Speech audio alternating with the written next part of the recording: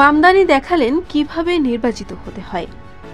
যে ব্যবস্থায় রাজনীতিতে টাকার জোর আর পেশিশক্তিকে সবকিছু বলে মনে করা হয়, সেই পুরনো রাজনৈতিক ধ্যান ধারণাকে নিউ ইয়র্কের মেয়র নির্বাচনে জোহরান মামদানির জয় ছুঁড়ে ফেলে দিয়েছে।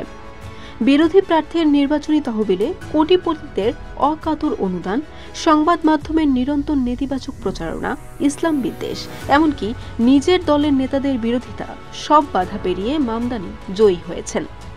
মামদানির এই জয় প্রমাণ করেছে এখন আর শুধু অর্থশালী দাতা বা লবিষ্টদের সমর্থন পেলেই ক্ষমতায় যাওয়া যায় না। তিনি প্রস্তাব দিয়েছেন সরকার নিজেই ঘর বানাবে সাধারণ মানুষের জন্য, ফ্রি চাইল্ড কেয়ার, শহরের পাবলিক ট্রান্সপোর্ট ফ্রি করে দেওয়া এবং সরকারের মালিকানায় সাশ্রয়ী গ্রোসারি স্টোর। মামদানি দাবি করেছেন সরকারের কাজ হলো যারা পরিশ্রম করে তাদের পাশে দাঁড়ানো, বড় দাতা বা কর্পোরেটদের স্বার্থ রক্ষা নয়। প্রতিদ্বন্দ্বী অ্যান্ড্রু কুমো ছিলেন সম্পূর্ণ বিপরীত চিত্র। ওয়াল স্ট্রিটের বড় দাতাদের সমর্থন আর অতীত কেলেঙ্কারির বিতর্ক নিয়েও ডেমোক্রেটিক পার্টির শীর্ষ নেতারা তাকে প্রকাশ্যে সমর্থন দিয়েছিলেন।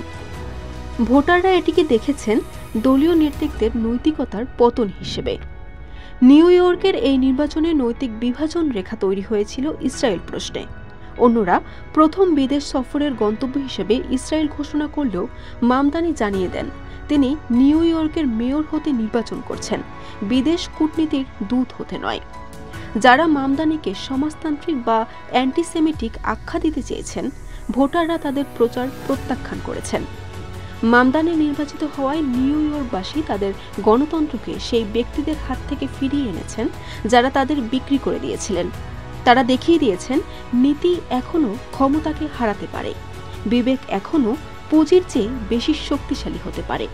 তারা দেখিয়ে দিয়েছেন যে দল শুধু ধনীদের সেবা করে এবং সত্যকে ভয় পায়, সে দল জনগণের পক্ষে থেকে কাজ করতে পারে না।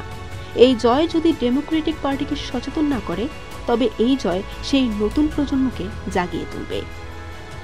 ফারহানা করিম তুলি, আন্তর্জাতিক ডেস্ক, বরিশাল.নিউজ।